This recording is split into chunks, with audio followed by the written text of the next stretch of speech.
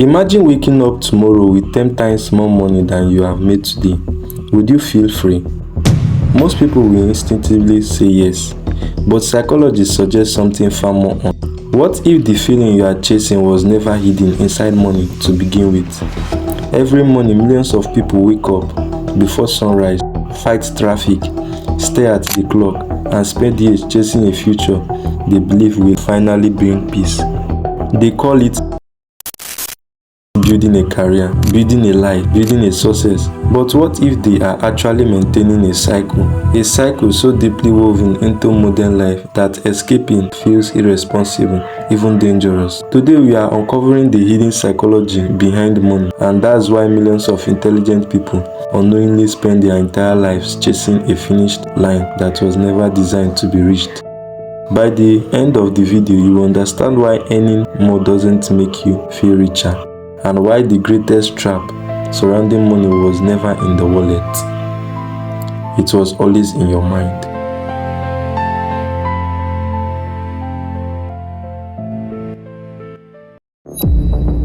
Most people believe they work because they need money. That's true, but it's not the complete truth. To understand why money has such a powerful hold over us, we have to travel back to years long before banks, salaries, business, or even coin existed. Back then, life was brutally uncertain. Food wasn't guaranteed, shelter wasn't guaranteed, tomorrow wasn't guaranteed. To survive, the human brain evolved with one priority above everything else: stay alive, not be happy, not be successful, simply survival. Without everyone noticing, money quickly took the place of things our ancestors once fought for survival. To buy food, to pay for shelter, to create safety, it opens door for opportunity. To your brain, money isn't the paper or number on the screen, it's protection. And the moment something becomes linked to survival, losing it no longer feels like an inconvenience, it feels like danger. That's why people remain in jobs that slowly drain their happiness, why they postpone dreams they have talked about for years, why certainty often feels more attractive than freedom.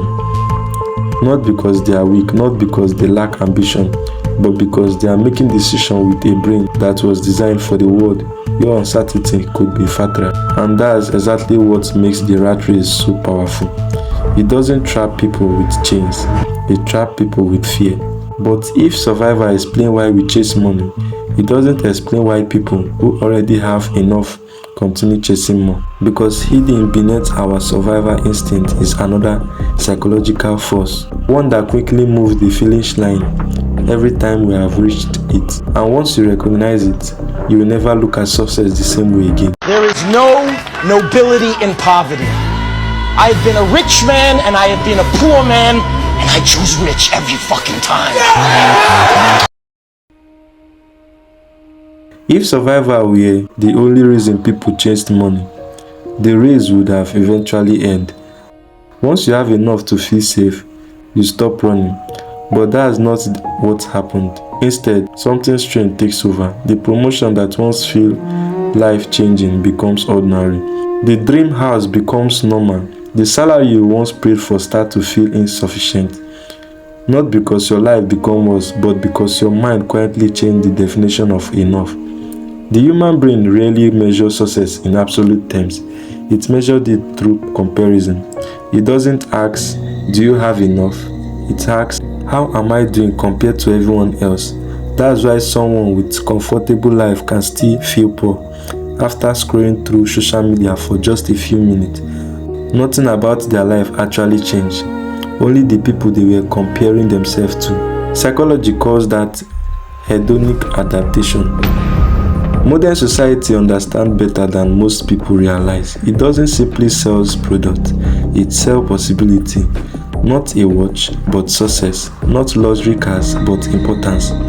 Not expensive clothes, but the identity of someone who finally made it. For a brief moment, the purchase feels satisfying, then the feeling fades.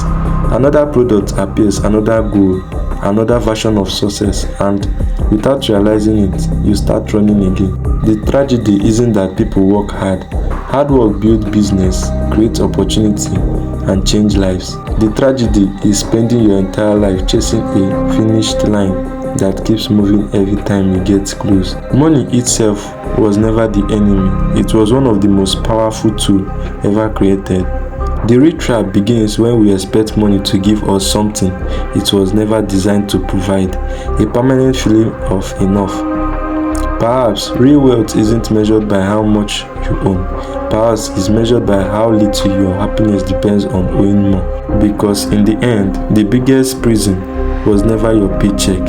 It was the story your mind kept telling you, just a little more. For more, and for millions of people, that story lasts a lifetime.